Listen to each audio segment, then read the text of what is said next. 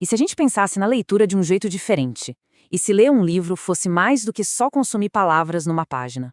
Imagina se cada livro fosse, na verdade, uma arquitetura, um projeto de engenharia desenhado para mexer com a nossa consciência.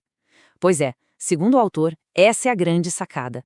A literatura como uma tecnologia de transformação, uma ferramenta calibrada com muita precisão. Olha, essa frase é o ponto de partida de tudo. A ideia central que o autor nos traz é que um texto pode ser construído de um jeito que ele literalmente reconfigura os nossos padrões neurais enquanto a gente lê. É uma mudança de perspectiva gigantesca, né? A gente sai da ideia de literatura como puro entretenimento e entra na literatura como um instrumento calibrado para nossa própria evolução. Então, o nosso percurso aqui vai seguir essa jornada que é super bem definida. A gente vai sair de um estado de leitura mais passiva e caminhar até a maestria da cocriação. Cada uma dessas etapas é um mergulho mais fundo na relação entre quem lê e o texto. É uma peça fundamental na tal arquitetura da transformação.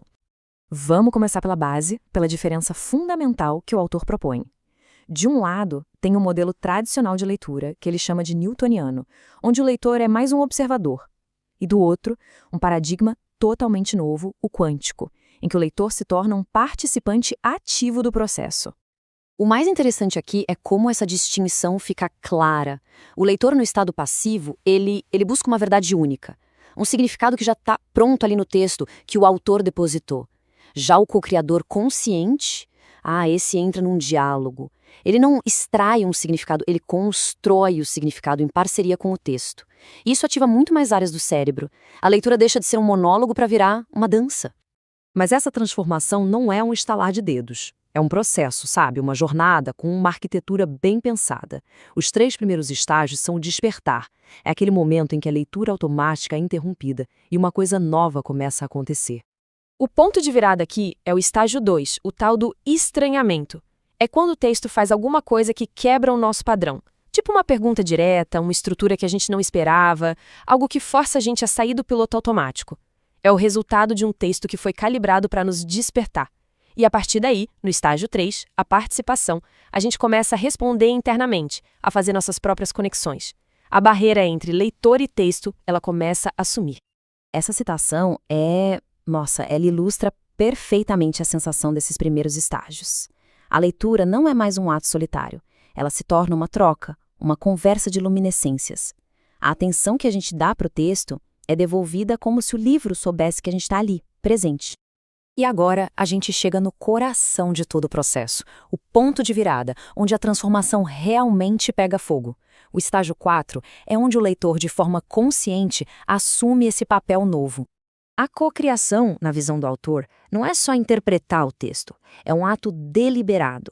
O texto é projetado com lacunas intencionais, sabe? Espaços que só podem ser preenchidos pela consciência única de cada pessoa que lê.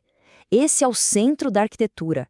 E quando a gente preenche essas lacunas, novas sinapses se formam. A experiência da leitura vira, literalmente, parte da nossa biologia.